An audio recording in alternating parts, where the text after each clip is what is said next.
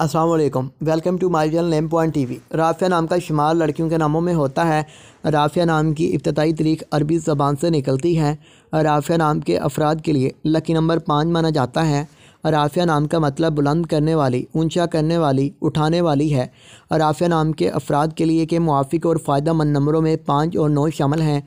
हिंसों के हिसाब के मुताबिक राफिया नाम के अफराद के लिए हुक्मरानी वाले घंटे 9 PM से 11 PM हैं, जबकि खुशकिस्मत दिनों में एतवार मंगल शामिल है।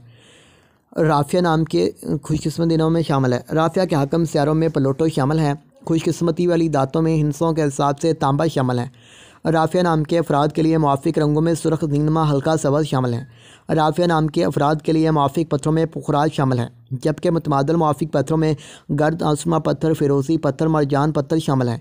राफिया नाम के अफराद का उसूल ज़िंदगी है कि आप हालात का मुकाबला करना चाहते हैं, चाहे जितने भी लोग आपके मुखालिफ हों, आप अपनी बात पर कायम रहना